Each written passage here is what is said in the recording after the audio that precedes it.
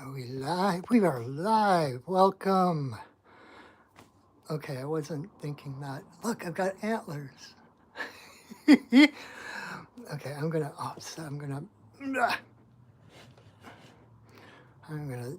shift so that that's not right behind me. So, look, I'm Kernunnos. I'm Hearn the Hunter. Welcome everybody. I am actually Patrick, your friendly neighborhood shaman, and we're going to do some medicine card readings tonight. This is where I had my Christmas tree, which I just today took down. And I was like, at this table here. Hi, Tiffany. Oh, gosh, I am so not ready. Ba-da-ba-da-bum, bum-ba-da-bum-bum, bum-ba-ba-da-bum, bum-ba-ba-ba-dum. Hang with me. I will be right back as I am. Where did that go? Okay. Doobie doobie doo, doo doobie doobie. Alrighty, here we go. Woohoo! Hello everyone. I'm Patrick, your friendly neighborhood shaman. We're gonna do some medicine card readings. I've already got people popping up saying yes. If you are new here, hi Anna. And you would like a one card medicine card reading, all you need to do is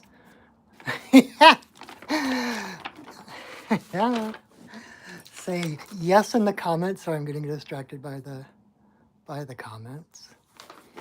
Hi Kim. Kim, I have been meaning all week to do a card for your daughter, and I just never quite got to it. I am so sorry. Sylvia. All right, so how this works, if you are new here, if you would like a one card medicine card reading, this beautiful deck with a different totem animal on every card, all you need to do is say yes in the comments, and the first 5 people to do so get a one card reading. And still, this is a work in progress. Like I said, my tree was right here, my Christmas tree.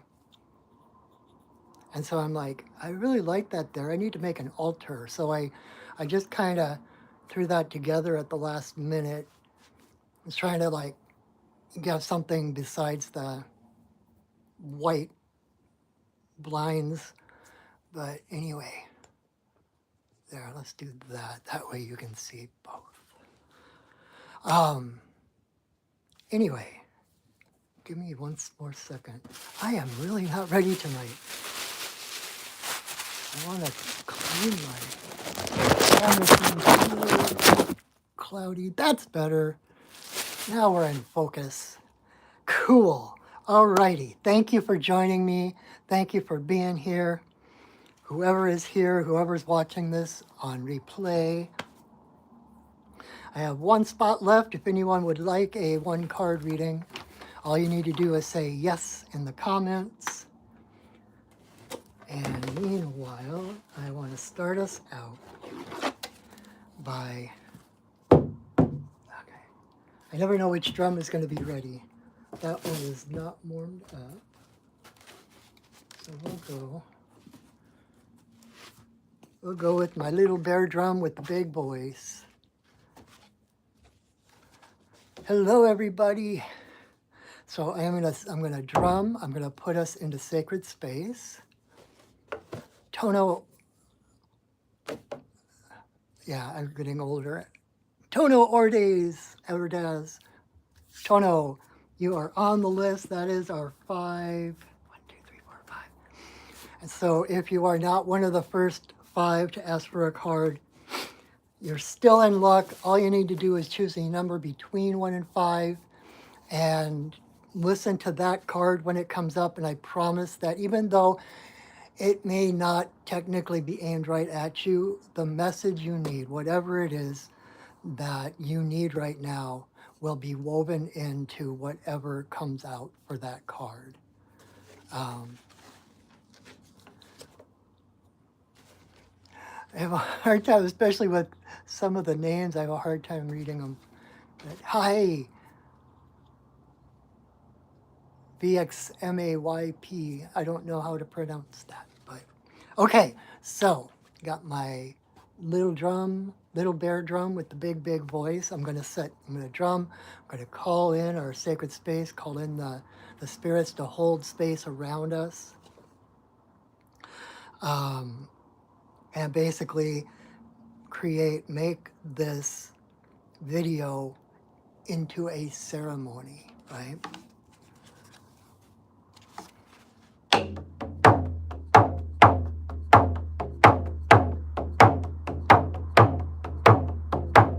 Spirits of the earth, spirits of the air, spirits of the fire, spirits of the water, spirits of the upper world, spirits of the lower world, compassionate spirits of the middle world, the Fae, the spirits of the land, the ancestors of the land. Thank you for your presence. Thank you for holding us in your love and your light. Only love is invited. Only love gets in. Oh. Alrighty. When I had my office, this is my bearskin drum. This is my healing drum, the one I use for soul retrievals, etc. And this was basically my official drum for my office. And so one day, I brought my moose skin drum to the office, and I was like, hey, of course, the first thing I would do when I would get to my office is I would set sacred space. I would drum in the spirits and set sacred space, draw to me all of those that I could help. And so I was like, hey, I've got my moose drum here. I'm just going to set sacred space with my moose drum. And so I did it. And then I sat there all day, and there was this weird vibe going through my office like all day long. And finally, I sat down to kind of tune in to see what was going on. And my little bear drum was a little upset because I had used a different drum to call space in his space. Or her space, actually. So listen to your drums. Drums have feelings too. Anyway, alrighty, so I'm going to throw a couple of plugs at you to begin with. If you haven't already subscribed to my channel, please do so. Follow me. I have over 6 years worth of these videos of readings, of ceremonies, of all kinds of things. It's a free resource. If you ever need a reading, you can go on there, pull one of the Monday mini medicine card reading videos up, choose a number, and watch it. And it will still, I promise, be just as pertinent if you're watching it 10 years from now as if you watched it live. And so if you are watching this video on replay, again, all you need to do is choose a number between 1 and 5 and then listen to that. You have the advantage that you can then fast forward it to that card and listen to the message of that card. And Spirit just has this beautiful way of interweaving all the messages that we need to hear. So, and please share my video if you know someone that could use some guidance, or if you just enjoy my videos, share the love, expand my voice. That's why I started doing this on YouTube, so that I could kind of expand my voice, expand my influence, help more people. And so you can help me out to reach more people by sharing my videos and by subscribing and liking my videos, because that helps others find me, I guess. I don't know how that works, but And then if you would like to support your friendly neighborhood shaman in a different way, I have my um, Venmo link in the description, and anything you wish to give me goes straight to me, to my way of life, to my own learning, my own path, my own teachings, etc., etc. So it goes, this is my day job. And so every little bit helps, and I'm so grateful. You know, traditionally, it's the community who supports the shaman, who supports the community, who supports the shaman, etc., etc. Yes, thank you, Sylvia. Everybody remember to like the video to help me. Thanks, Sylvia. So the way this works, so we've got our 5 people who said yes at the beginning. So I'm going to pull 1 card for each of them. I am going to try to be, I'm going to try to be not quite as,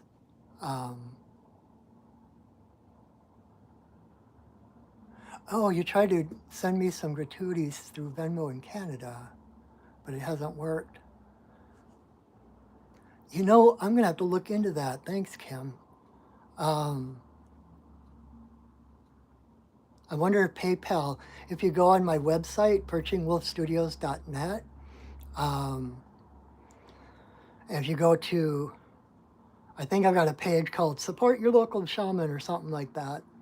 And I've got, besides my Venmo, I've also got my PayPal. I wonder if PayPal would be any better internationally, but I don't know why you would have trouble from Canada. So I will look into that, and thank you so much. Um, And so I'm going to pull 5 cards, 1 card for each of the individuals who said yes in the comments. And then at the end, I'm going to create a, from the 5 cards that were drawn, I'm going to make another spread and do a full reading from those 5 cards. If you come to me personally one-on-one for a reading, what I usually do, my normal go-to spread is a 5-card spread. It's called the medicine wheel, and I'll explain that later when I get to that point. But so all the 5 cards that are pulled before will go into the spread, and you'll get a taste of what it would be like to come to me for a full reading. And also, I love demonstrating how each individual card, right, goes into the community reading, so that how each of us individually affects and connects to everyone around us. So I love that. It's such a beautiful thing. So is there anything else? And I know last time I forgot to drum and release. I set up our sacred space. I forgot to release it before the end of the video last week. And just know that if I do that, I usually remember after I hit stop. And so I will sit here and I will drum and I will release that sacred space. So I'm not trapping you in some sacred space that you have to get out of, whatever. So just kind of housekeeping notes. So let's get to it, shall we? So our first card is for Tiffany.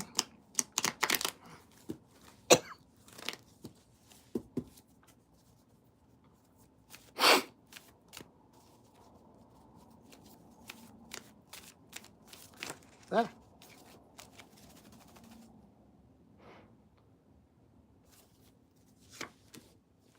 All right.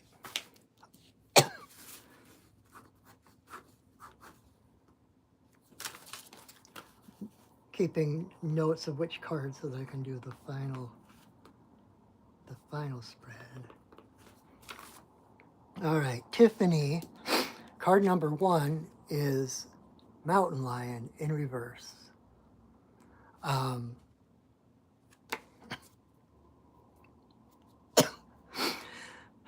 Mountain Lion is about leadership, right?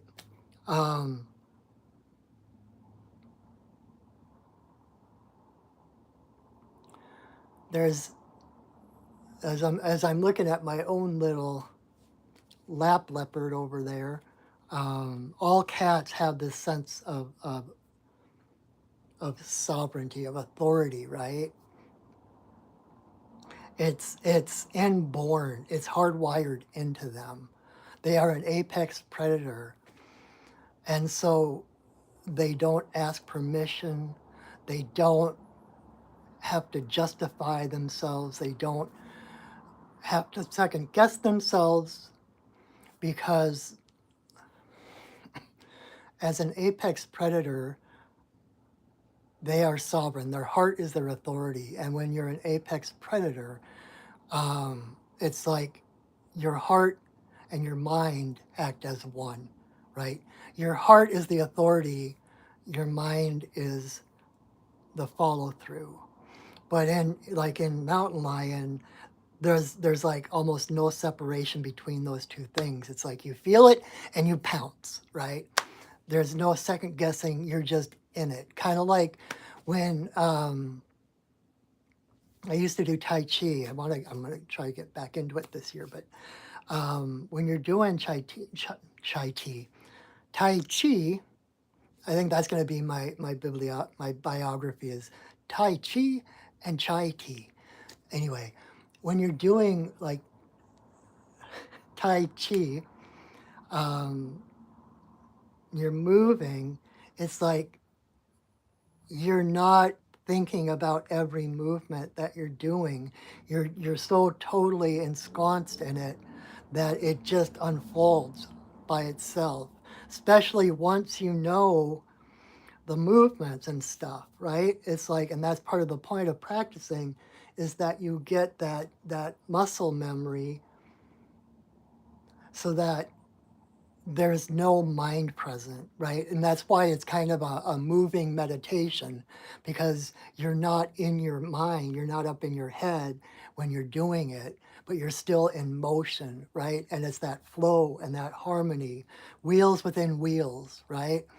It's like the Dantian, kind of your solar plexus is the motor, your hips, and that solar plexus is maybe more the oh my God, what's the second chakra? Um, Sacral. That area is like the motor in the hips, and it's like that's what moves. And it's about balancing. It's like shifting weight, and it's that shifting weight from one foot to the other foot that creates the momentum for your arm to move, et cetera, right? So it's fluid, it's liquid, right? And that's one thing about cats. I've heard that cats have two different states, solid and liquid, right? So flowing, not thinking, just following what is correct is appropriate at that moment, right? And that's the thing when you learn Tai Chi, and like karate, when you learn karate, when you get into a situation that you need to use it for self-defense or whatever, that's where the mind goes, you step outside the mind and you allow the practice to take over, and the mind sees what needs to happen from the heart, right? And then it follows through with the body, if that makes sense. Um, like if you've ever seen, one of my favorite movies is The Last Samurai with Tom Cruise. And at one point he's trying to learn the samurai sword. And the one guy says, "You have too many mind. Too many mind." He's like, "What do you mean too many mind?" He's like, "You're always in your head. You keep thinking about what's happening." And then there's a scene after that where he's attacked by a number of assailants, and he rather than being up in his head trying to figure out what the next guy's move is going to be, he drops into that mindlessness, right? And he just, because he's his heart is open, he's fully present, he knows what the other people are going to do before they do it. And the sword just happens to be in the right place at the right time. And the blocks and whatever. It's like moving into that wholeness, that presence, that mindlessness, and allowing yourself to move forward. Um, in reverse, mountain lion can be kind of that second guessing that I mentioned, right? It can be this kind of second guessing yourself. Am I doing the right thing? Overthinking everything. You see what needs to be done, but then you're like, wait, is that the right thing? And then you ask opinions, and then you go back and forth in your head, like, well, let's do a pros and cons. And by the time you realize what the right thing to do is, then the moment's passed, right? Hey, Astrius. Um, and so trust your innate ability to rise to whatever occasion unfolds in front of you. And know that living from that way doesn't mean you're not going to make mistakes, but it does mean that you move with passion, with authority, right? Not authority as in power over, like you're better than anybody, but the power of knowing there is no one in the universe who has more power than you, that has more authority than you to tell you what is best for you. To move in that way that you know that no matter what you do, everything always works out for you. That you're moving with alignment, you're moving from the heart, you're moving in the spirit of connection rather than separation, right? And that's the difference between the head and the heart, right? The head necessarily just got 2222 on the counter. The head, the mind, its job is to separate things. Its job is to discern between different things, right? And mostly that's just to help us not walk into walls or walk into door jams or something. That's just to help us navigate through a three-dimensional world. The heart sees the connection and unity of all things. So that's the master, that's the servant. Because no matter how many thoughts the mind has, it cannot change the fact of union, of oneness, right? Like they always say that the sum of hearts and minds in the universe is one. We are all part of the same energy. We are all part of the same being. We are all part of the same source. And so rise up. Allow yourself to roar. Allow yourself, if someone upsets you, hiss at them. I read someplace we have these, limited dialogue that we use in our daily communications. But if you really want to change the script, if someone says something that upsets you, hiss at them, because that's not in the canon of the accepted dialogue, and it will stop people in their tracks. But that's the point, is that that's a way of claiming that, like I just said, sacred space, that's a way of claiming your sacred space, right? It's like, stand up for yourself. Know that you are a divine being, no less than anybody else, no less than the trees and the stars. You are meant to be here. As that's the I never say it out loud. Desiderata, Desiderata. It's an old poem, but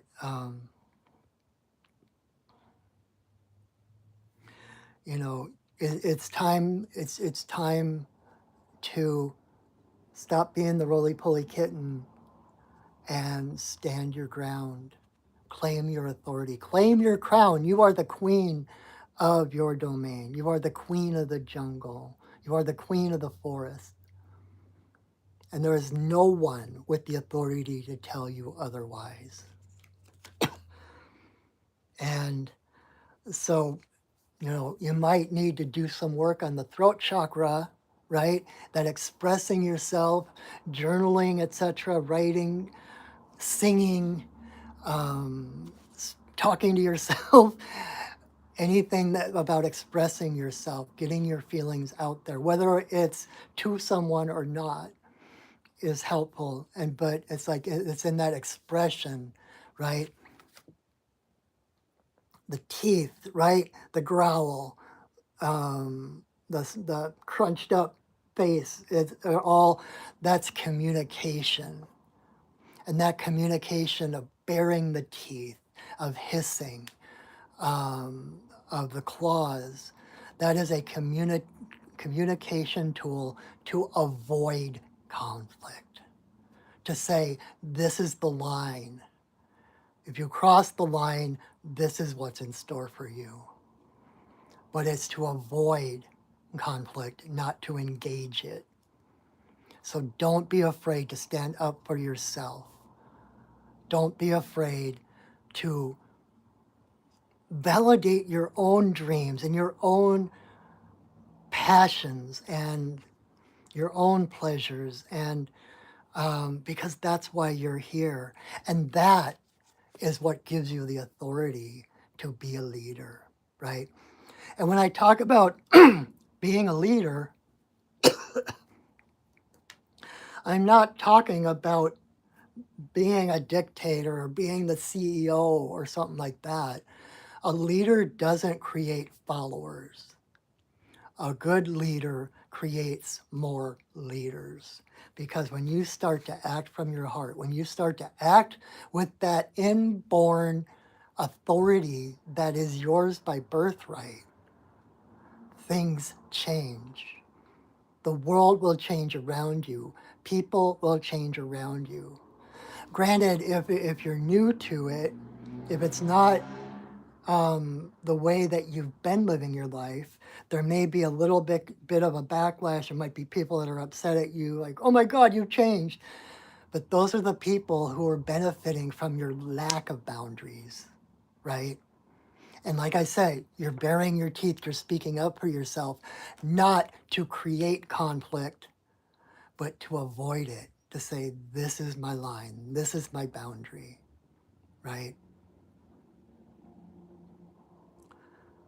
And by doing that, you give others permission to do the same thing, right? And that's what we need in the world, is more people living from the heart, living from their passion, living from their own divine authority. Not more people who are going to cower and toe the line and fall into line so they don't get hurt. You are here to be courageous. This takes courage, right? But courage is not the absence of fear. Fear is the seed of courage. You can't have courage without fear. So just like do small things, small steps. Be bold, right? I used to, like, at the beginning of each year, I would kind of assign a certain theme to that year. And I remember one year was my year of acting boldly. And that was such a good year, because I would set aside my qualms and my second guessing and doubts, and I would just, okay, this is something I need to do. Let's do it. I'm here. Bring it on, right? Just one step at a time. You don't have to go from 0 to 60 in 0 seconds flat, right? because this isn't something you can learn. I mean, in a way you can learn, but it's not so much. It's not something you acquire. It's not a skill you acquire from outside of yourself. This is who you are. This is, like I said, it's your birthright. You were born with this authority, as every person is. So claim it and know that claiming that authority, being the leader that you are, it can be kind of a lonely road, and people may fall away from you because they no longer like the way you set boundaries, etc. Right? But that's when the people who truly see you, who truly honor you, and truly respect your authority because they're aware of their own authority, are drawn into your life. Okay? But keep going step by step. I believe in you. I know you can do this. It's time to come out from the shadows and be seen. Okay? All right. All right, card number 2 for Anna.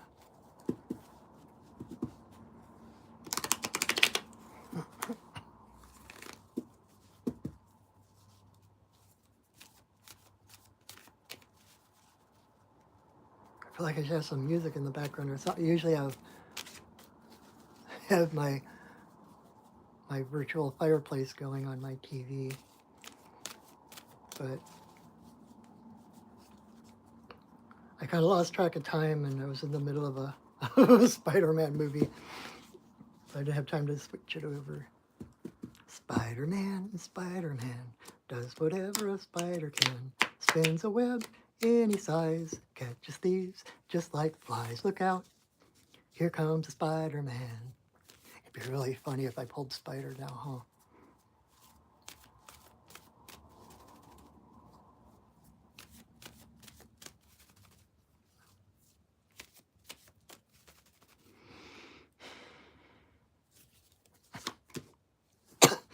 All right.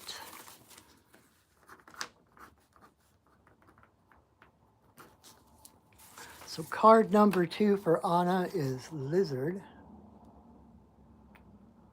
And Lizard is the dreamer. Lizard is the master manifester.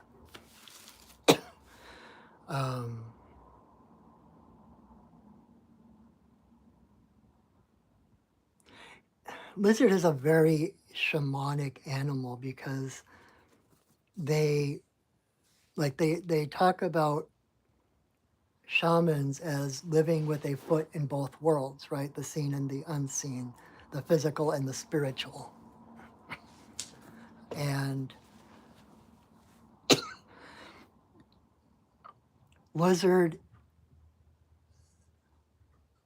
spends so much time in the astral, in the spiritual realm, just sitting on rocks in the sun, right? Sunbathing, charging his batteries, etc.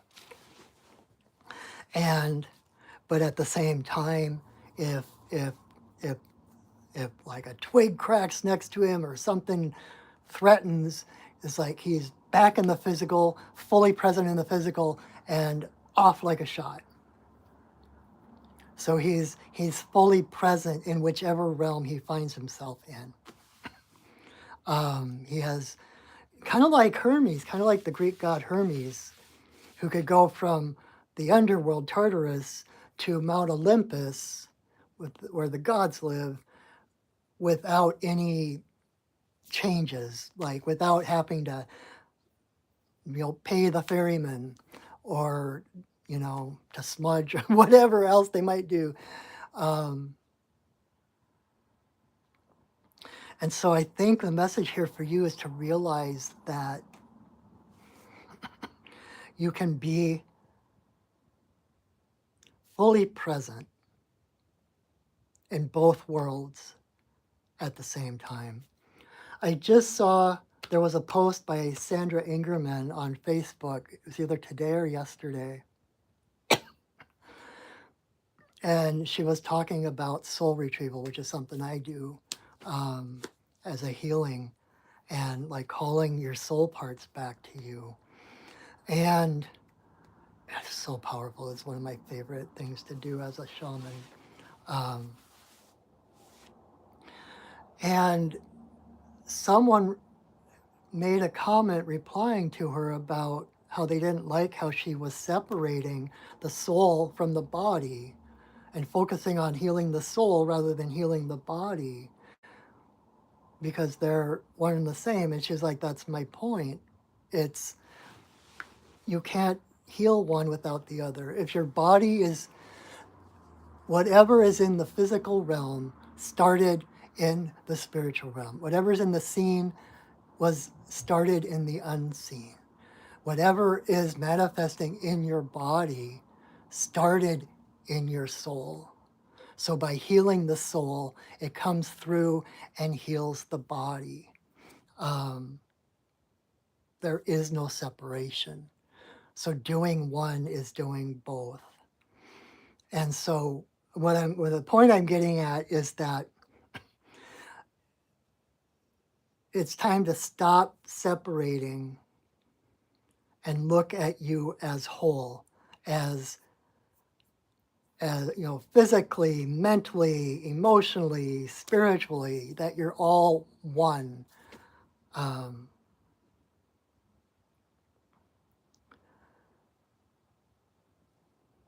and that you can be, it's kind of this really ironic um, paradox because the more centered and present you get in your physical body, the more aware, the more awareness you have spiritually as well. They're not mutually exclusive. They are not separate. They are one and the same. So,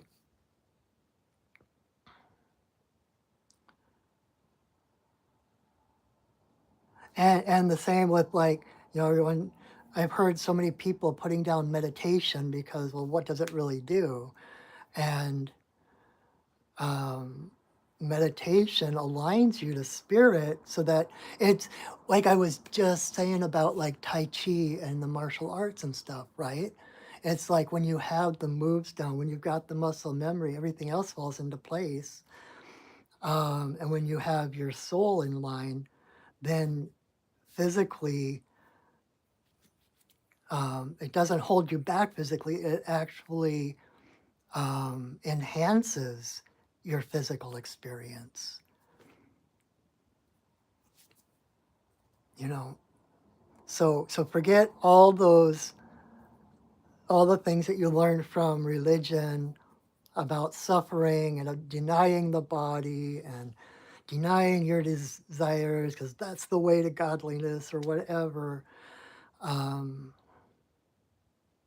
because it's those things that are actually the compass to your fulfillment, to your enlightenment, to your ascension, if you want to use that term, right? Um,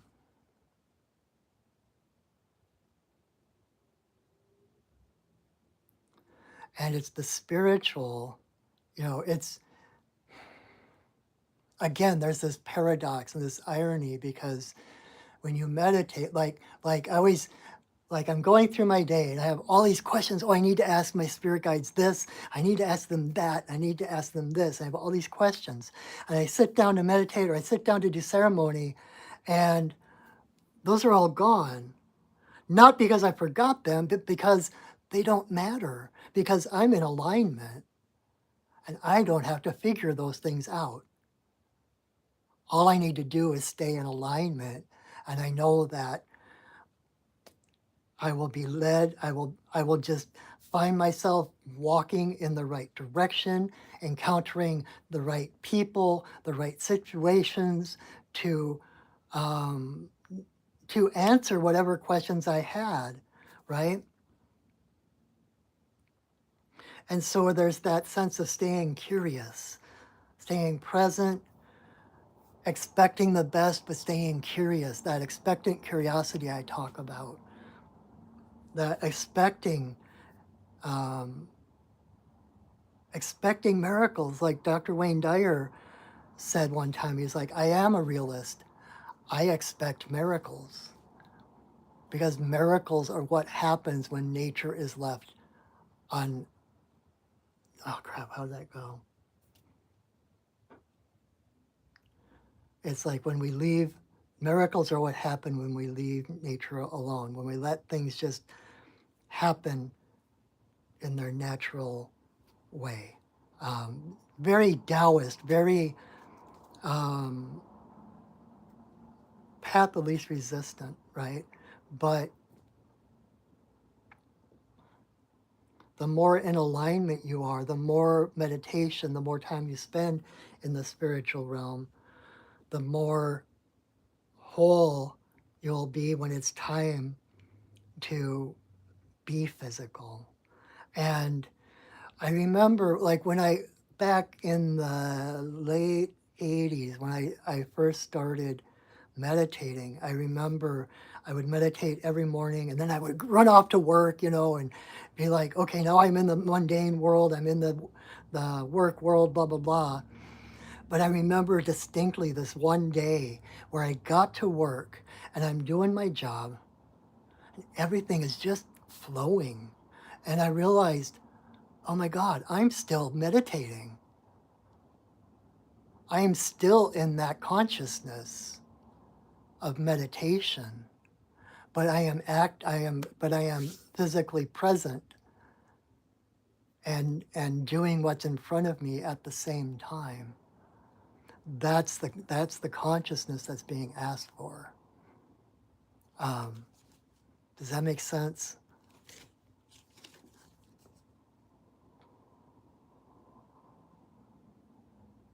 It's like, and it's following your body's lead, especially like this time of the year, right?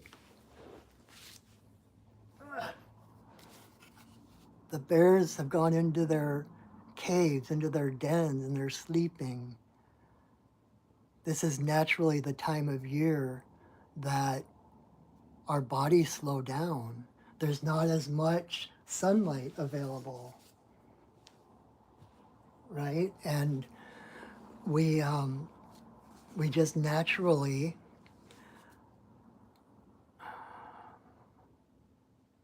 our rhythms and our cycles are so intimately tied into the cycles and rhythms of the earth that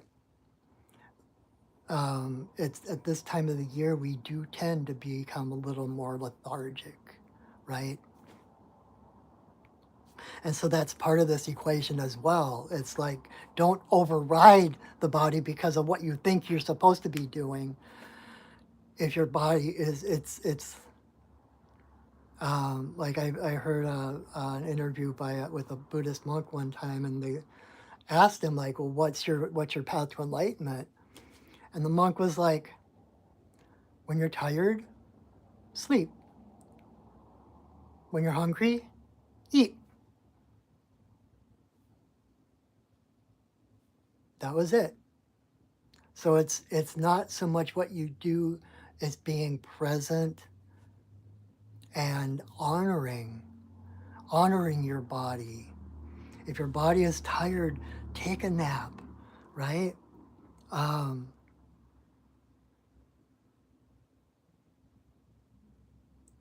if someone wants you to do something and you don't have the energy, say no. No is a complete sentence. Again, like with Mountain Lion, you owe nobody an explanation. You don't have to ask permission. If it's not right for you, that's the authority that you have to listen to. And by listening to it in yourself, I just got 4444 on the counter. By listening to it yourself and honoring your own feelings, no matter what the other person's reaction is, you are honoring that person as well. Because if you don't feel the energy to fulfill what they want, you are not the right person to fulfill it. If you override everything and try to do it anyway, um, both of you will be unsatisfied. Neither of you will get what you need. So by recognizing that feeling and honoring it and stepping back, you're creating the space that the other person needs for the correct person to step in. So honor yourself at you are your first priority, right? And so don't get caught between the mind and the heart. Which one is right? Which one is wrong? That's all mind. Anytime there's separation, anytime there's opposites, anytime there's a conflict, that's the mind. Um,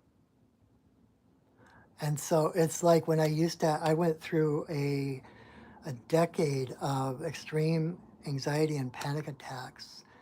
And when I would start going into panic, right, the panic attack starts, my mind is in overdrive. And it's like, okay, I need to do this or I need to do that. Maybe if I do this, it'll fix it. Maybe if I do that, it'll fix it. Maybe if I do that, it'll fix it. And I finally, at one point, realized there was nothing I could do to fix it. The mind discerned that something was wrong and it needed to fix it. But I knew what that was. I knew I was going to survive. I knew it wasn't going to kill me. I knew that it would be over soon. And so the more I could surrender and allow it, the quicker it happened and the less frequently it happened.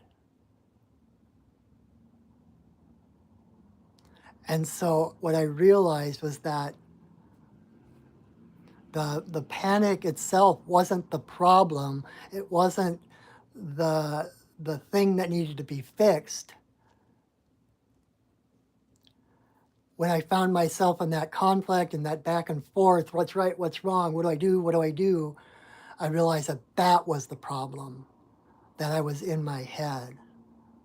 And I had to move down to my heart and surrender to it, right? And of course, this is all easier said than done, right? It's easy to sit here and say, oh, all you have to do is move from your head to your heart and it'll all be good. This is not easy stuff. And Anna, I know I did a reading for you last week. You might be the one I said this to. When the hard stuff shows up, know that it's a sign that you've earned the right to go through the hard stuff. I don't know if that makes sense to people, but when the hard stuff comes up, rather than a sign that you've done everything wrong and there's this cataclysm impending, it's like, no, you have done so much work and you have cleared so much from your path that you have earned the right to face these things that most people never even imagine. Because that's the path you chose to live in this lifetime. And no one's forcing you to do it either. You have every freedom and every right to say no, to say, I don't want to do that, right? I can't promise, I can't vouch for what will happen if you say no, right? It's kind of that choiceless choice. But the way I always think of it, when something like that comes up, some big crossroads, some big challenge, it's like, it would not be in front of me if I didn't have the means to get through it. The fact that this is the challenge in front of me demonstrates how strong I am, how strong I've been, how much stuff I have come through, because otherwise I wouldn't be facing something that would, take other people to their knees or whatever, right? So believe in yourself, your whole self, and dream big, right? Um,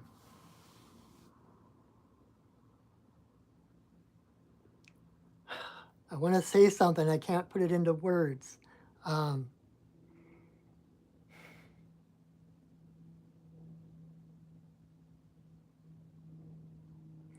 if all the work you have done thus far and all the things that you have learned thus far are true, then you are a divine being who has a co-creative role in the unfolding of your life. And it's time to stop denying that. It's time to stop denying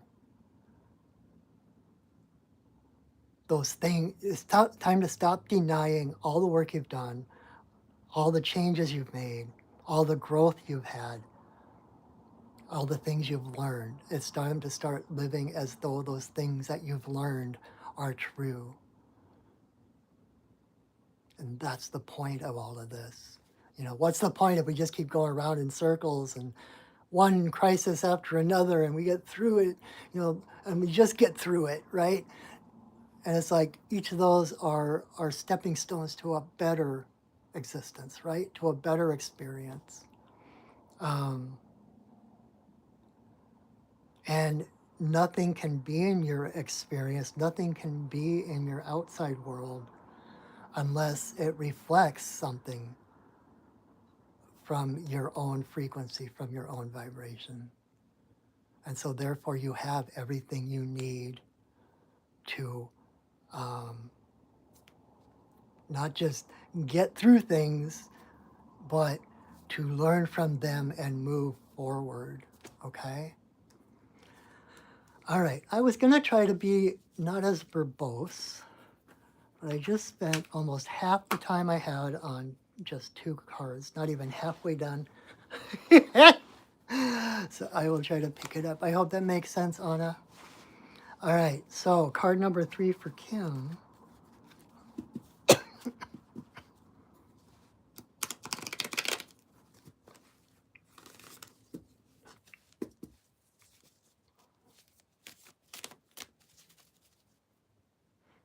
then again, I should stop trying to override the flow of what's happening and say, oh, I need to keep it to this amount of time or whatever. So, learning moment,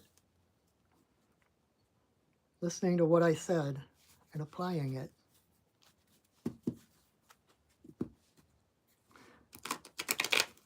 All right.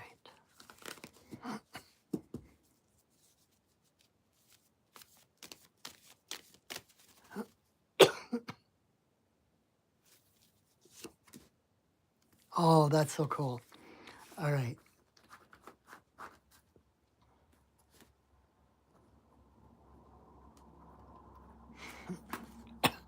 So, Kim, card number 3 is porcupine. I love this for you because porcupine is innocence. Porcupine is basically the inner child.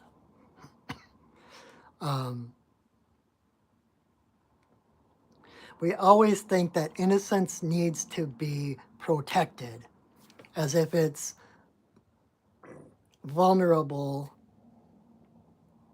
when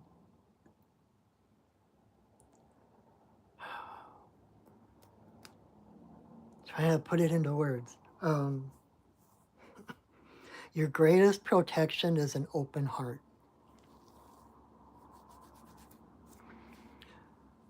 And I'm not saying that there aren't times to shield or to ask for protection or whatever, right? Just because you're enlightened doesn't mean you want to jump into a volcano full of lava because I'll be fine. It's like you're still going to want, you just wouldn't. And that's not protection, that's ego if you did something like that. But letting that tangent go, um, just like porcupine, right?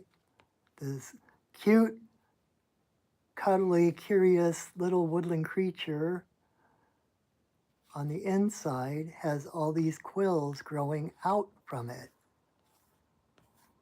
The innocence is its own protection. The protection grows out from porcupine being his pure, innocent self. Um,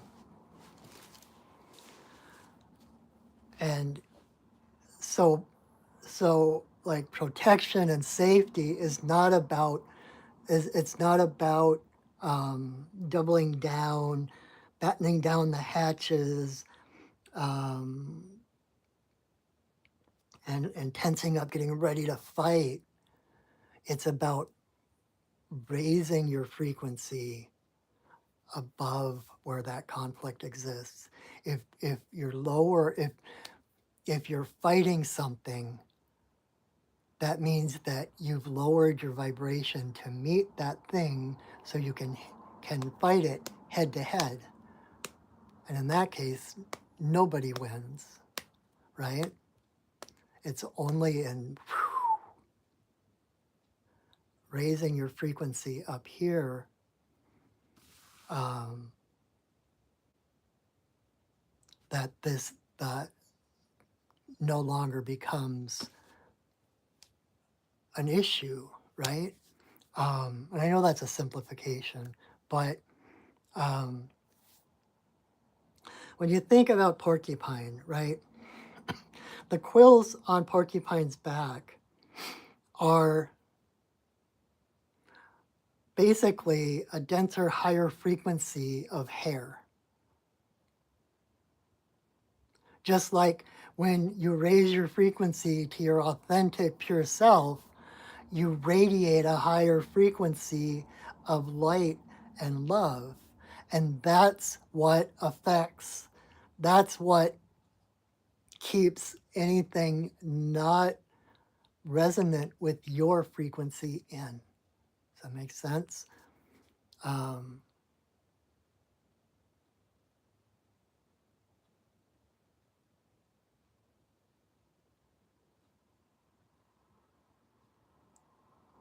and that's not to say that the road isn't going to be bumpy or that, you know, you can just go along and do what you love, what's joyful, and no one will ever challenge you or whatever. There will still be those bumps in the road where you're doing something you love and then somebody tries to assert their authority over you, and you shouldn't be doing that. You're just like the dolphins from Hitchhiker's Guide to the Galaxy. It's like you're just mucking about having a good time, and we're working, we're doing something. It's like screw that. You're doing something by following your joy, by following your bliss, and as you grow in that frequency, the more authentic, the more pure you become. Um, there are issues that will come up because they can no longer exist in that frequency. There's the lower vibrational thoughts and beliefs about yourself, about the world that might come up, but they're coming up because they can't exist there anymore unless you lower your frequency to face them and to fight them again. If you continue to be up here, allow that to exist, right? It's gonna go away. It's coming up because it's being released. And so, like that whole path of following your bliss is not just all rainbows and unicorns, right? It's gonna feel like 2 steps forward, 1 step back sometimes 3 steps back. Um, but it's not a straight line. And every step It's a dance, right? Every step is a step forward, even if you're stepping backwards. Like Fred, my upper world um, spirit teacher, Mr. Rogers, he always tells me, it's like your spiritual pedometer does not have a reverse. Every step is a step forward. And when you keep that guiding star, that North Star, to be joy, to be what fulfills you, what brings light to your heart, that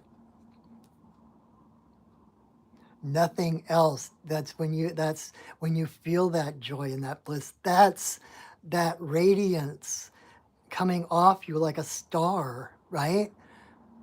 And nothing of a lower frequency can even approach you, can't even touch you.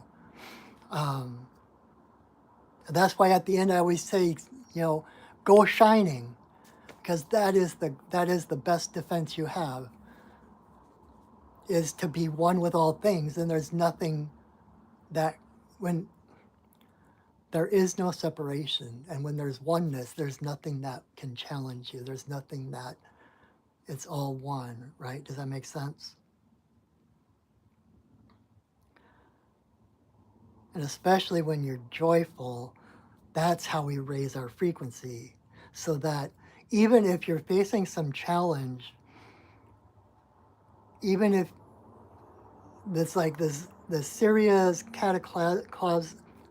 cataclysmic thing, and if you turn your attention away from it for a moment and do something joyful, bringing that little bit of joy into your life raises your perspective. It raises your frequency. That thing is still here, but you're up here now, and you can see other choices, other pathways, other options of what to do. You're not stuck in this tunnel vision of just having to face this thing. That's why even in all the different demonstrations that are happening around the world at this time, that it's so good to see people focusing on joy, that joy is the point. It's not about fighting the other people into submission to make your way right over someone else's way. It's about bringing joy, not allowing others to take your joy away from you. So be joyful, follow your bliss, do what makes you passionate. And it's like that old saying, that old cliche from New Age philosophy, or whatever you want to call it. Energy flows where consciousness goes. So if you're continually looking at what's wrong, at what you need to fix, at the problems, that energy is flowing in. Oh, okay, they want us to keep reinforcing these problems and these challenges, etc., etc. But when you can raise into that joy, you just took your power back from that situation that's been the focus, and you're focusing someplace else. And guess what? That energy will go in a different direction, and it will either open up, Joseph Campbell always says, like, when you follow your bliss, where there were only walls, doors will open. And I can promise you from experience that is so true. It is so true. Okay? So I hope that is helpful. We're going to move on to card number 4 for Sivia.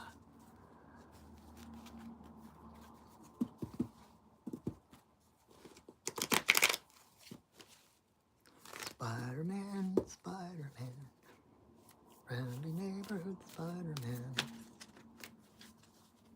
Spins a web any size, catches thieves just like flies. Look out, here comes the Spider-Man.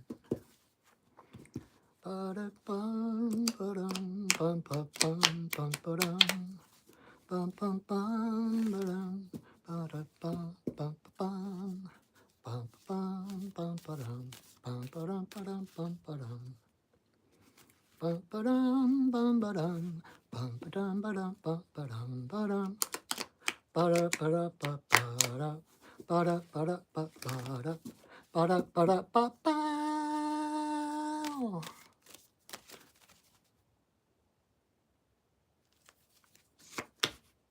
Okay, card number 4.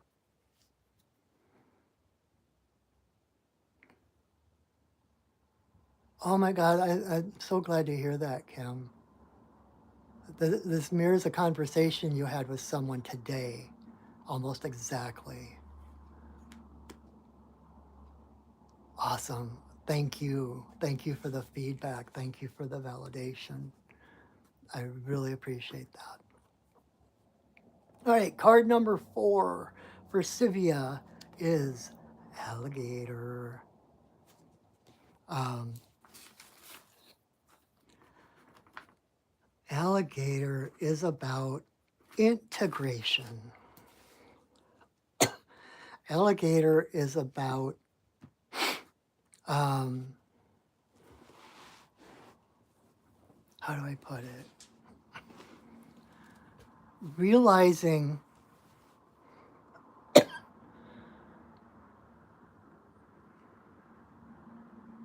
like I've heard, I can't think of who said it,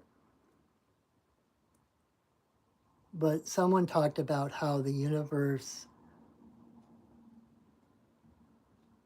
whose it is a circle, whose circumference is nowhere, and whose center is everywhere. And it's a circle or a sphere um, where every point inside of that form is the center. It's the holographic universe, basically, right? A hologram. Um, every point, every part of a hologram contains the entire image. Um, like, for example, I always bring this up. Like in the '80s, they had these holographic bookmarks. There were some like of Mother Mary. There were a bunch with dolphins, etc. And they were these holographic images. So you would look at it, they were like three-dimensional looking. It was a flat surface, but the image was three-dimensional. And if you took one of those bookmarks and you cut it into, say, 3 pieces, you wouldn't have 3 different parts of that one image. You would have 3 complete versions of that image, because every part of the hologram contains the entire image. And that's the universe is like a giant hologram. Every point in the universe contains the whole of the universe. And that means that each one of us as individuals is the center of our own reality. That just because you might be the center of your reality doesn't mean that someone else isn't the center of their reality. The world, the universe literally revolves around you. Just like alligator floating in the water, right? Her eyes are on the top of her head, they're on the side of her head, right? So she can see the entire panorama of the world around her. She is always right at the center of her world. And unlike us, who tend to have a fragmented reality, at least our perception of reality, we have our social life over here somewhere, we've got our work life over here somewhere, school life back there somewhere, if we're still in school or whatever it is. We have all these different compartments that scatter us. But alligator floats in the middle of her world, and she can see exactly how this part of her world back here fits with this part of her world up here. It's an unbroken panorama. And so it all leads back to her empowered, her at the center of her reality. Um, and so that's the integration, is that integrating all, rather than trying to live up to expectations or live up to some bar that someone else set in all these different areas of our lives. It starts with you. It starts at the center, which is you, and it goes outward. And, it's the point where you um, start to look at like groups you might be in, or situations you might be in, or people you hang out with, or whatever, and any of them that make you feel less than, any of them where you're trying to live up, you're trying to fit into that box, but it doesn't feel good. It doesn't quite fit. It's either too small and you're cramped, or it's too big and you're just flopping around. Um, that's when you let those things go, because they're not meant for you. If they don't fit, they're not meant for you, because you are the center of the world, and your frequency is what attracts, magnetizes all the things that belong in your world. But again, that whole mind heart thing, if you're overriding your heart and thinking, well, but I was always told that I was supposed to be this kind of person, so I need to keep following this path and be with these people because someday I'm going to fit.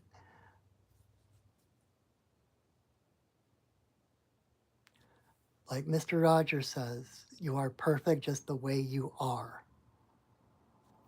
End sentence.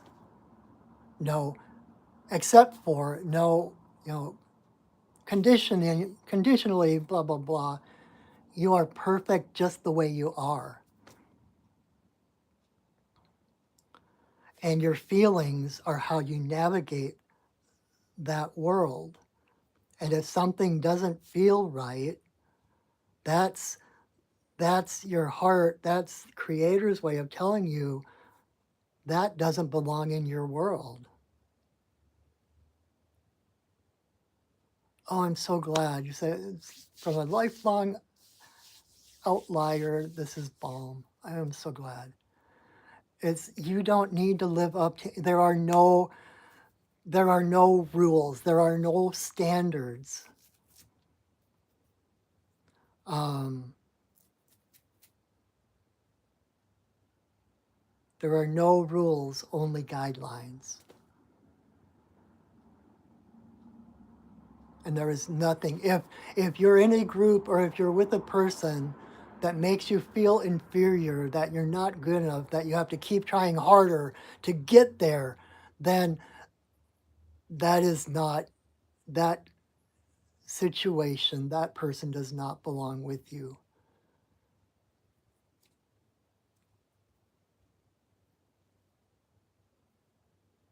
Especially if there's like, I'm trying to figure out how to say, you know, because that striving and trying to be something, it's all from the outside influence, trying to live up to something, trying to be something else, but it's totally hollow. There's nothing inside of here that is telling you to do that. Now, there might be someone, or there might be a situation you enter into because your heart is telling you to, right? And it might be hard, right? And it might be difficult. You might have a teacher who is strict, or sets up, um, is loving but firm, right? And like someone at the gym, like, come on, you can do it, right? Keep going, keep going. Um, that kind of person, that's not what I'm talking about. That's someone who is drawing you forward because they see the best in you, and your heart is fully participating in that expansion into who you already are. But anything, you are the standard. And if there is something you want to do, or there is, someone else that you want to be, that comes from the inside out. And it's not so much that you have to acquire that thing as that's your heart recognizing that there's more of you to know, that you are more expansive than you are currently aware of, right? And again, it might be a little bit of a rocky road, right? Um,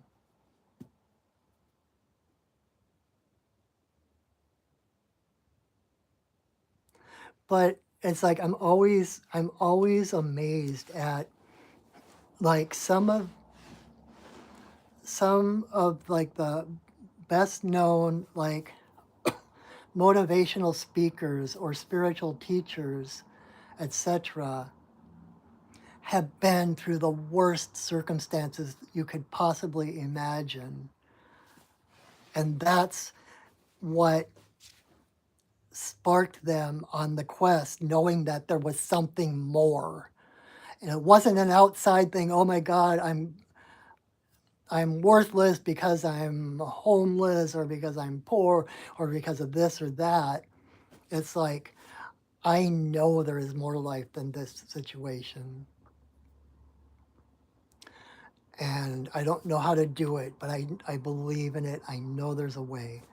Um, and answering that call, like Wayne Dyer would say, circumstances don't create a person, circumstances reveal a person.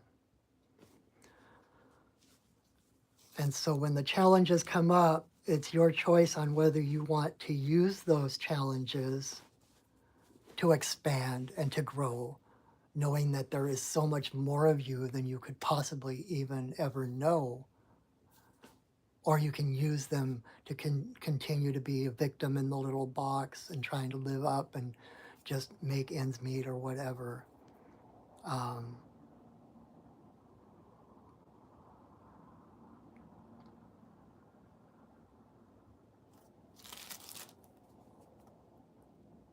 Meet it with a grin. Open up your heart and let the sun shine in. I don't know why that. I looked down and I saw it's like the alligator is grinning. It's like keeping that grin. It's like tough skin can rip you apart in a couple seconds flat, but always that smile, always this, like, bring it. Because alligator knows herself to be that center, knows that there is nothing that can challenge her that she is not up to.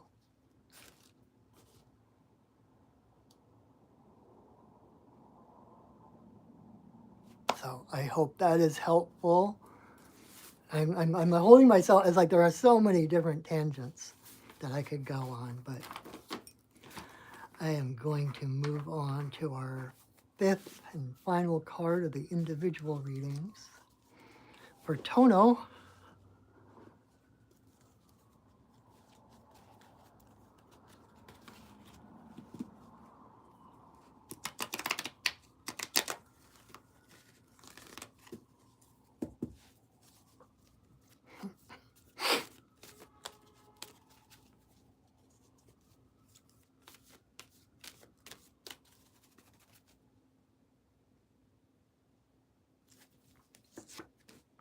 ha! All right. Oh, you're so welcome, Sivia. All right, card number 5 for Tono is Lizard reversed again.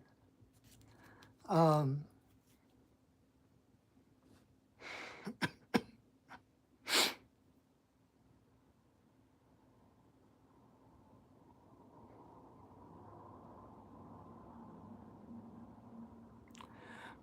so for you, like I always say, like I could pull the same cards for a dozen different people and you would have a dozen different readings. So give me a second to kind of tune in and see what nuances or what other aspects of Lizard is coming for you.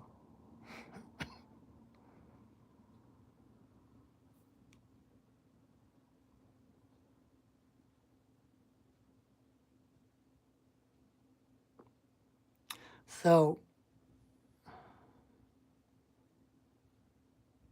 again, Lizard is the master dreamer, the master manifester. He probably spends more time in the dream time in the spirit realm than he does actually in physical. Um,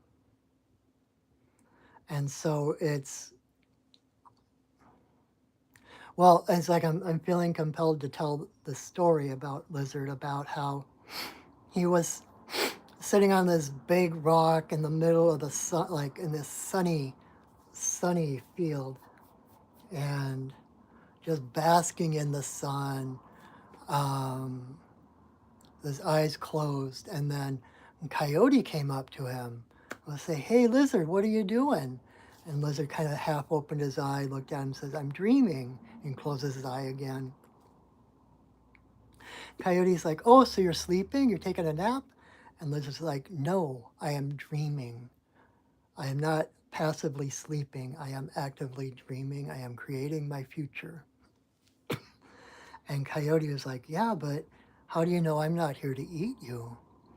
And Lizard opened his eye halfway to look at the coyote again and said, "Because I dreamt of you earlier, and I dreamt you with a full belly." Um, it has taken me the longest time to understand that story. I remember reading that when I first got my cards back in the late 80s. Um, and I never quite got it. But it's not dreaming in the passive going to sleep and then you get these dreams and visions and then you interpret them. It's dreaming as an action. And so Lizard, it wasn't saying that he had a dream about Coyote. He said, "I dreamed you." And I finally, gosh, within the last 5 or 6 years, um, I was I was having kind of a personal retreat out in the woods, all by myself. It was after midnight. I was doing my pipe ceremony out on this picnic table in the dark, in the woods, no one else around. And all of a sudden, I heard a rustling in the bushes. And right, instantly, I'm like, "Ooh," I'm like on guard, like, "Oh my God, what was that? What was that?" I'm like, "Oh my God, what if it's a bear? What if it's a cougar or something?" And then I stopped and I remembered that story of Lizard. And I realized, like, it's one of two things. Number one, chances are it's not a bear or a cougar. Chances are it's a rabbit or a squirrel or something like that, right? Chances are it's something mundane, so I don't need to worry about it. Or the second thing is it is a cougar or a bear, and I'm either going to come out of this with this amazing, magical experience, close encounter with them, or I'm going to be mauled and injured, if not killed. But either way, if something that drastic happens, it is not by accident. That is a major point turner, right? Um, Life-changing thing that is not accidental. And so again, I can let go and relax, because if that's what I'm meant to go through, I'm going to go through it. There's no sense in resisting it. Um, I don't know if any of that makes sense.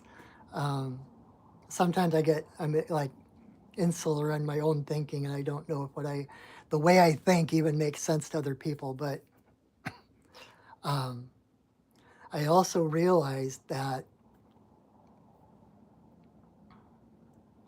I'm out here in the woods. I'm doing my sacred work, sacred ceremony, connecting to spirit.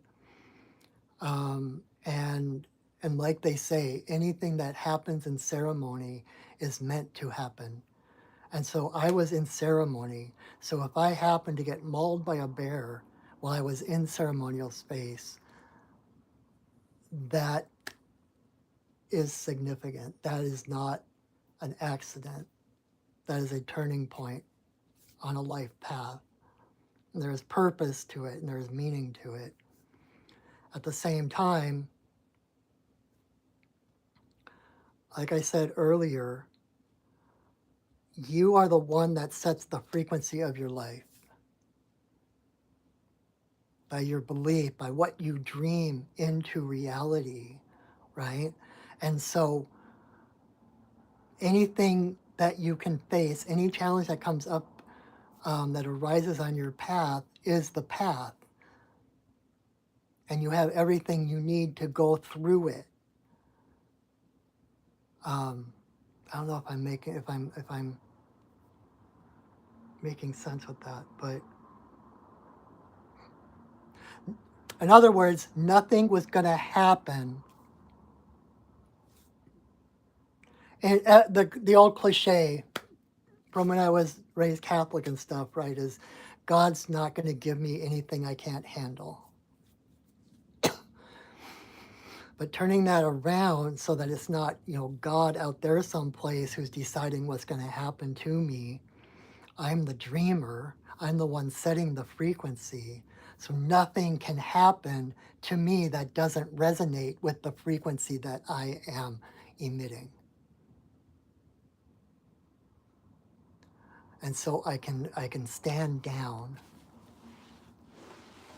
I can let happen whatever's going to happen,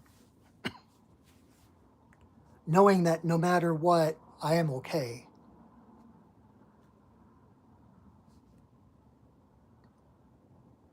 And so again, it's like facing like coyote, dreaming coyote with a full belly. Why would I dream into existence being attacked by a bear? Especially in those circumstances where I'm not saying that it couldn't happen, but why would I create that? Why would I dream that? And if that is something that resonates with the frequency where I am, then that is something I'm going to have to go through to get beyond it to where I'm meant to be. Does that make sense? Like a lot of times, like they say, the only way out is through. And so when I have something new that I have to do, something uncomfortable or some change I have to face or whatever, I try to remind myself that if I don't deal with this right now, I'm just postponing it. And I'm going to have to face it at some other point. So while it is right here in my face, I might as well face it head on. And know that no matter, like, even in the middle of the worst circumstances, miracles happen. And that you are not stuck in just on one path, on one narrow line of circumstances inevitably happening one after the other. Um, in the middle of the circumstances, you can be inspired to dream a whole different outcome. So even so,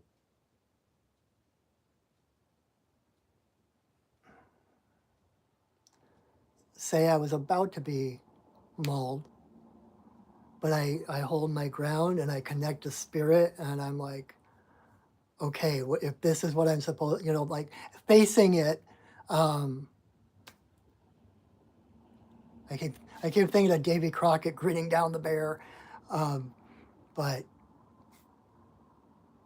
what am I trying to say? Even in the middle of that,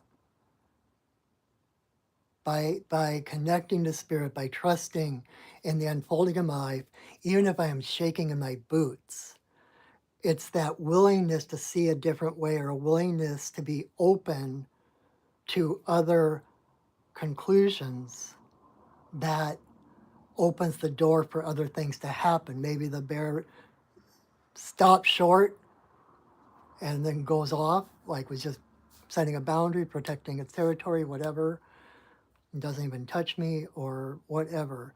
That's a weird example to use, um,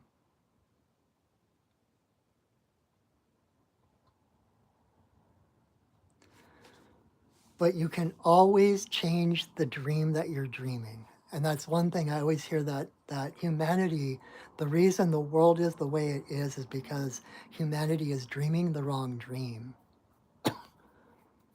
But people are waking up and people are dreaming different ways of being, dreaming of harmony, dreaming of respect, dreaming of human rights, of equal rights to all people, etc. And that is starting to be reflected. There's still the backlash from the old ways, right, who don't like being challenged, that um, are afraid to give up their power, to give up their control. But the more of us that continue to dream of a world of harmony, of union, of solidarity, of working together rather than against each other, right? Like there was that meme, I don't know if Morgan Freeman's the one who said this, but I usually see the meme and it's got a picture of Morgan Freeman on it. But it's like, imagine what 7 billion people could do if they all set their minds in the same direction. So that's a paraphrase, but it's basically, what could 7 million people do if they started working together? That's the world I dream of. So I hope that is helpful. Um, that is our individual readings for the night. So now I am going to lay out the 5 cards from the individual readings, and we're going to do a reading for the community. You just have to find all the cards.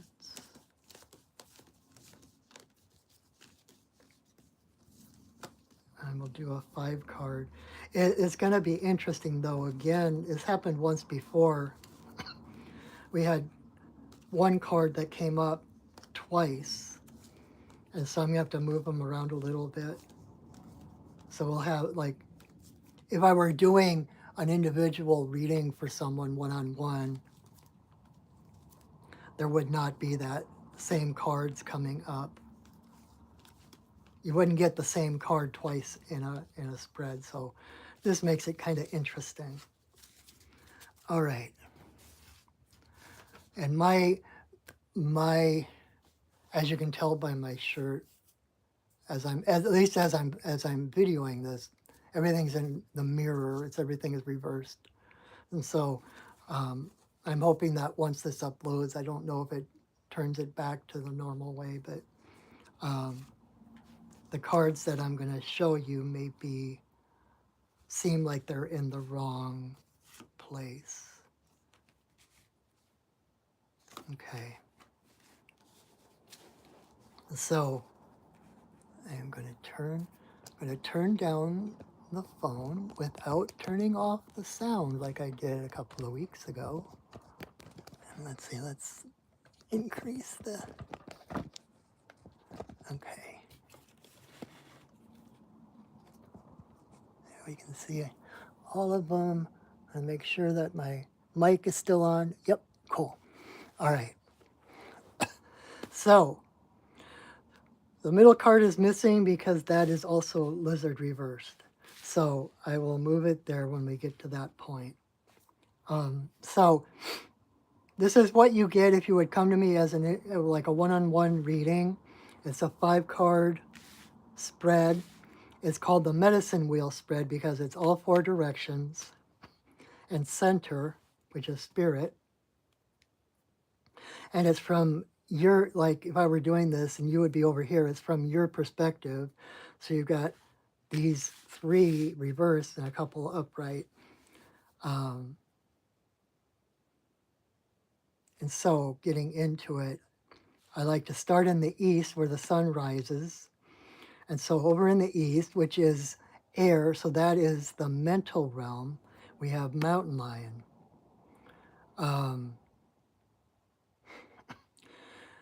And mountain lion is about, like I said, it's about leadership. It's about claiming your sovereignty, claiming your own territory. Um,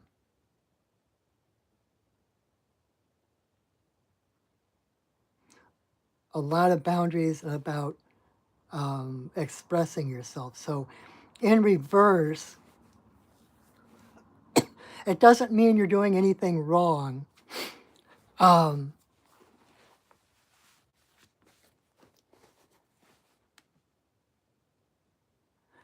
When they come up in reverse, such as this, like in a reading, it tends to be, the reverse cards tend to be the things that are in transition, that are like the seeds that have been planted but haven't yet blossomed. And so there's kind of, it could be that, this community-wise, that we're not sure what we believe in yet. We're not sure how to take that step into our authority, not sure how to express ourselves yet.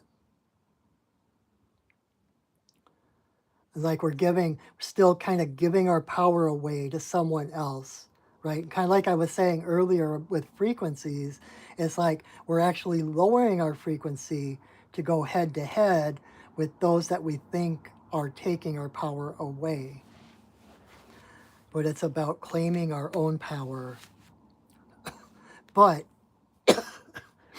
even in this seeming confusion of sorting out beliefs, sorting out thought patterns, if we jump across to the west is water, so that is the emotional realm. And even in spite of and despite this whirlwind of mental action, trying to sort things out, trying to make sense of things, this whirlwind is actually helping us become the eye of the storm. It's like the confusion is it could be that we're exhausted from running around, and so we have nothing left to do but relax, to give in, to surrender to what lies underneath it. And what lies underneath all of this is our own inborn innocence and purity.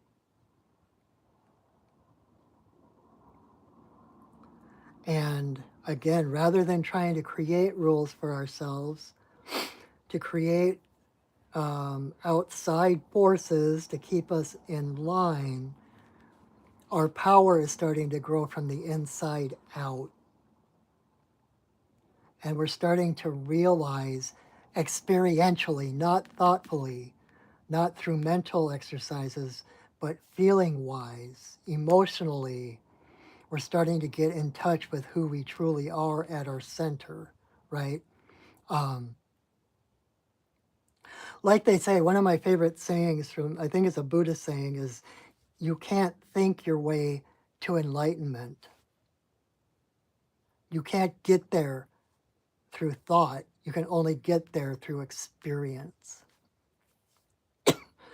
And so, amid all the confusion and the whirlwind and the back and forth conflict that happens in the mind, emotionally, we're starting to see on a larger scale our own light that is radiating outward and starting to realize our, our sovereignty, our authority, our autonomy, right? And so this is in flux to give this the sense to root in.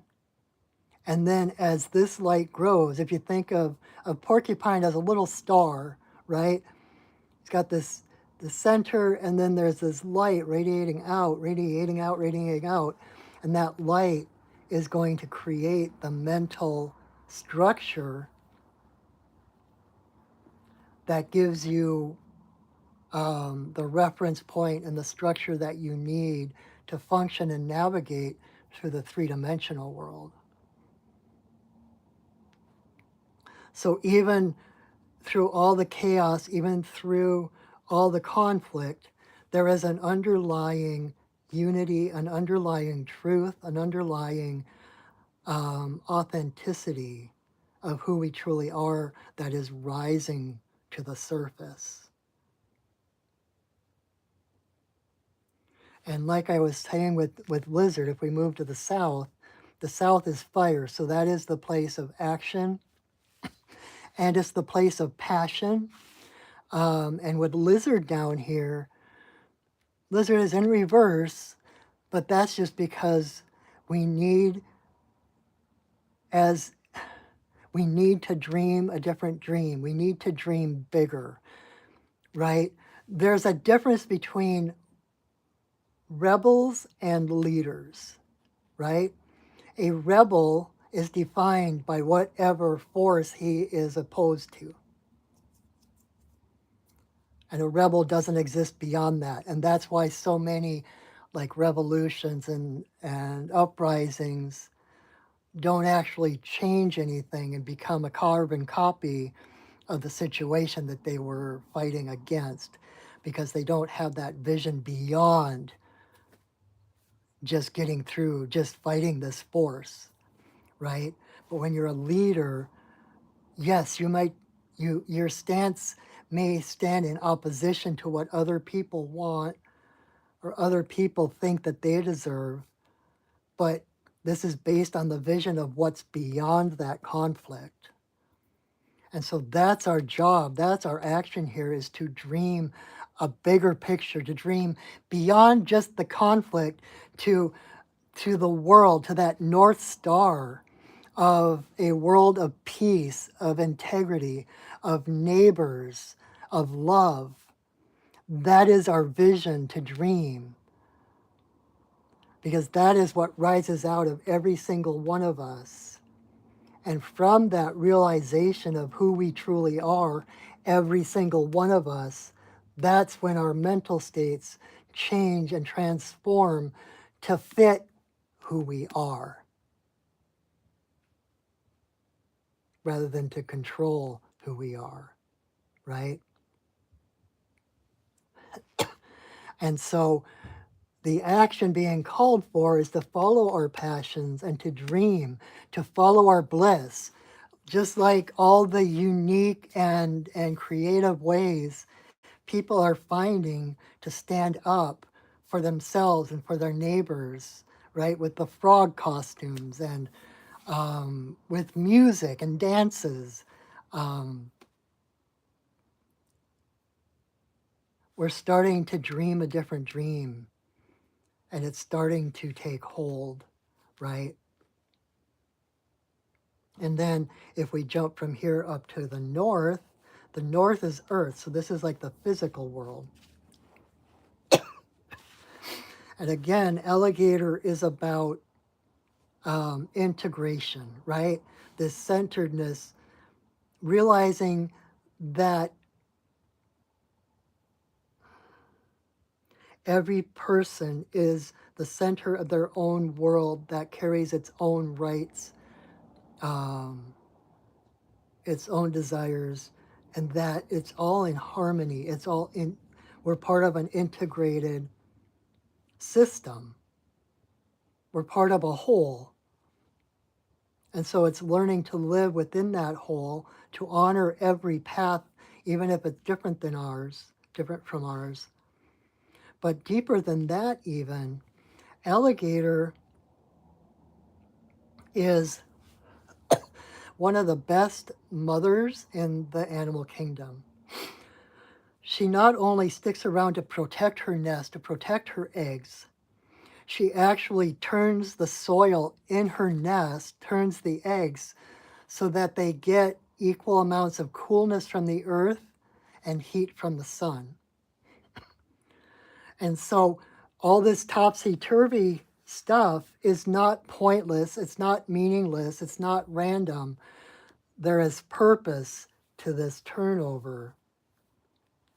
The universe is actually turning us, and because we don't have that structure or infrastructure to know what's happening exactly, we feel like we're being tossed and turned, and but actually there is a purpose to all of it that is leading to a bigger dream. And what I love about this too, and then the mother alligator, when the babies actually hatch, she physically takes them into her mouth, takes them down to the river, and teaches them how to swim. Um, and alligators, like most reptiles, are close to the earth. There's this primal earth mother goddess, divine feminine connection with them, and especially with alligator, who is so well evolved and adapted to her environment that she has remained unchanged for literally millions and millions and millions of years. And so you have this unbroken chain, this legacy of primal earth goddess matriarchy that is rising to the surface. Again, it's not necessarily in opposition to the patriarchy. It's not two forces. This is so much bigger than the patriarchy. It's not just about women taking power over men. It's about the feminine aspects of inclusion, of of um,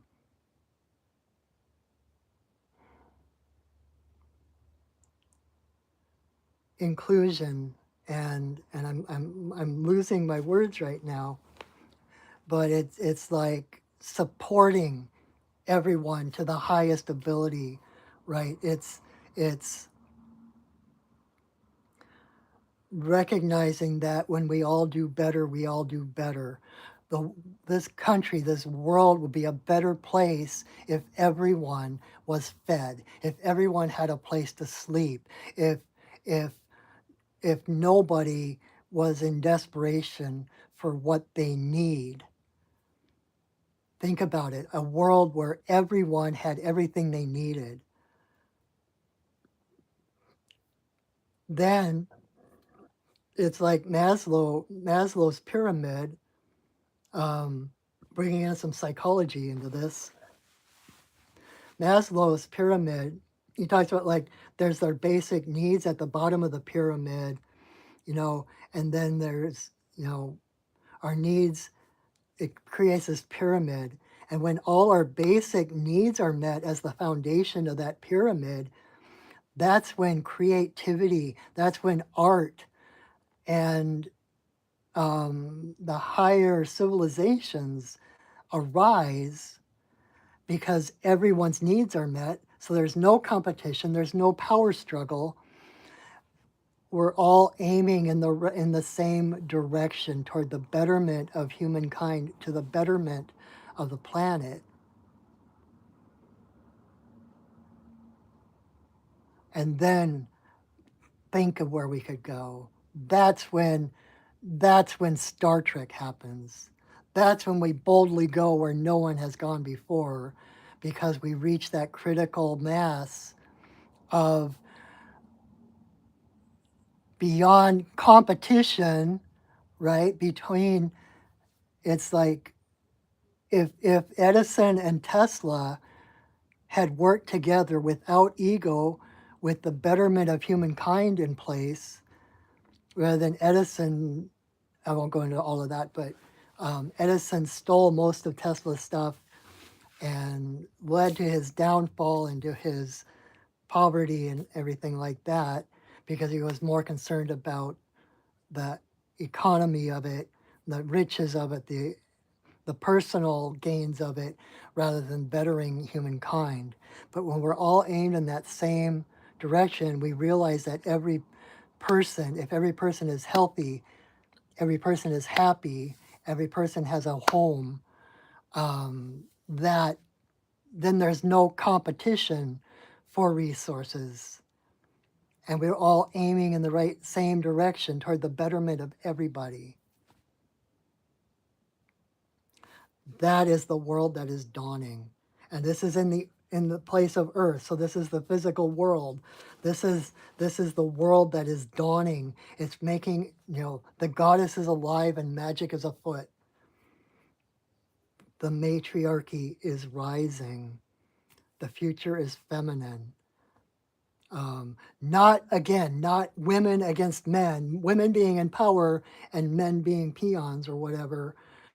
This is equality of all genders, inclusive. Everyone is equal.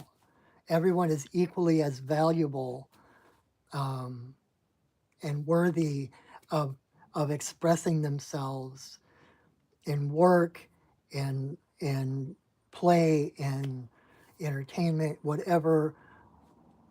That one person's fulfillment does not come at the compromise of somebody else's fulfillment. That we can all be happy together. That one person being happy doesn't mean another person has to be sad. Because our happiness, our joy, our very lattice work of civilization is based on this commonality of worthiness. Again, this is that connection to spirit. And like there's this quote from Mother Teresa that I adore. And it's really long and I never get past like the first part, but it's this whole list of things. Like, when you're kind, people may believe you have ulterior motives. Be kind anyway. And it goes on. There's all these different things about being fair, about different other aspects. And it gets to the last paragraph, and she says, because it was never about you and them, it was about you and God. And when we move our focus to that purity of our connection to Creator, and every one of us has that connection. We are all expressions of that original creative source. So there is room and space for all of us to integrate into one world, because this civilization, this world that we're creating is based on the autonomy and sovereignty of every single person, because every single person is just as divine as every other person. And so that comes back. Then our last card, again, is Lizard in reverse in the center, the hub of the wheel. And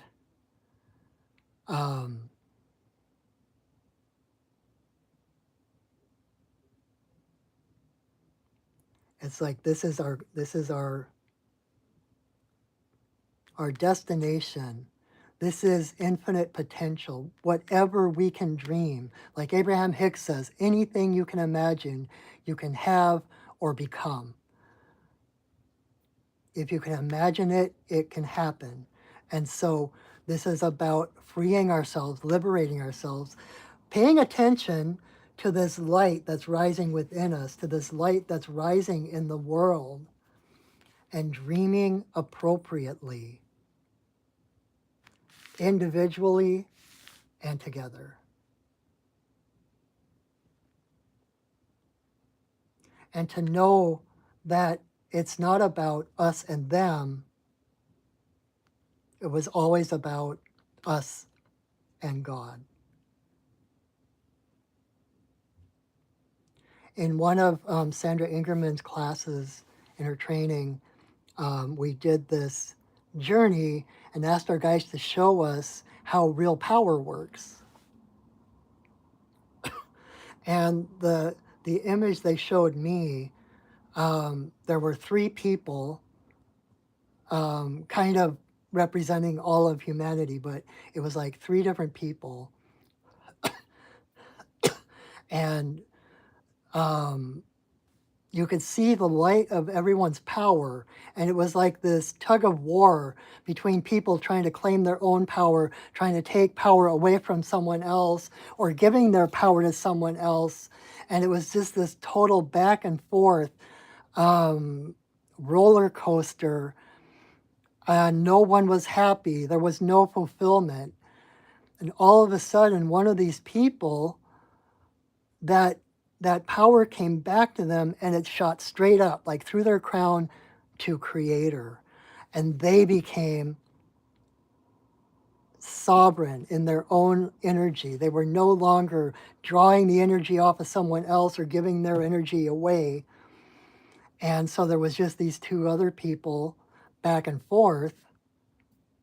But the power of this one person connecting to spirit, radiating outward, helped these other two people raise their frequency so that their light, all of a sudden, they connected to spirit from the influence of this other person finding their own power, not playing the tug of war game. And so all of a sudden, these two people were tug of warring, and all of a sudden it's like, wait, look at that. What's going on over there? You know? And there were little like trying to like reach out and grab his power and or give their power. Oh my God, they must be the Messiah or whatever, which didn't work because this person was totally autonomous, was totally sovereign in his energy, didn't need any of their power to find his own power. And so as a result, these two people eventually found their power, which is what their connection to source, their connection to Creator, which makes all the difference in the world. And that is where we're headed. So, I hope that made sense.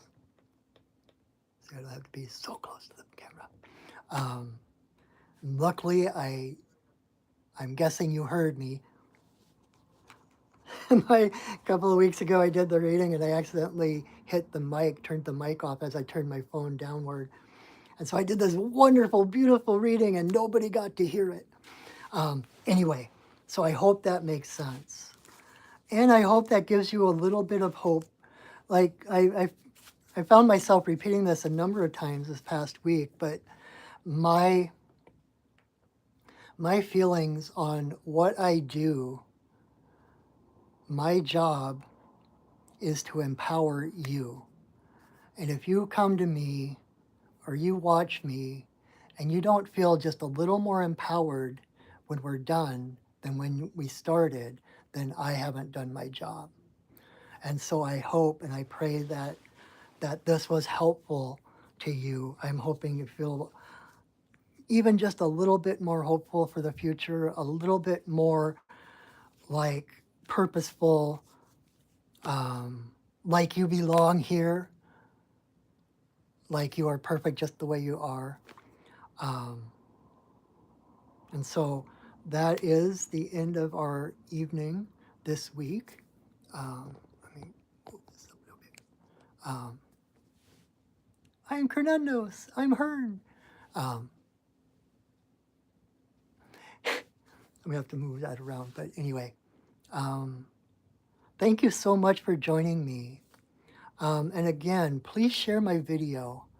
And if you haven't already, please subscribe to my channel. It's a free resource if you need readings. I have tons of readings. If you need to sit in sacred space, I have tons of ceremonies on there. You can just pull one up and start watching it and get what you need free of charge. A gift from my heart to you. Um, but you can also help me out by subscribing and liking my videos, by sharing my videos far and wide. Um, if you've had a personal reading or healing with me, tell your friends, get the news out, share the love. And if you really got something from tonight, or you just want to support your friendly neighborhood shaman, I do have my Venmo link in the description. Anything you give, I am so grateful for. This is my day job. This is how I make my living. And so every little bit of support from my community so that I can support my community is wonderful, and I am beyond grateful for. So thank you for that. Um, and if you would like a personal reading or a personal healing or a personal teaching, I also do mentorships if you would like to be a student and learn shamanism.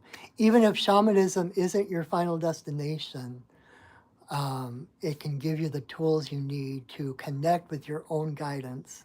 It's a practice of direct revelation where you connect with your own guides, get it right from the mouth of spirit, and that can help. It can help with pretty much any path you're on spiritually. I would love to be your teacher. I would love to. I love helping other people find their path. You can visit, okay, the whole point was you can visit my website at perchingwolfstudios.net. You can learn more about me. You can see the different shamanic services I offer. You can set up a session with me right from my website. I look forward to working with you. And I guess that's it for now. And so I hope to see you again next week. Tell your friends, share my video, and until I see you again, know that I love you, that I see you, and that I honor you. Have a wonderful week, everyone, and go shining. All right, bye now.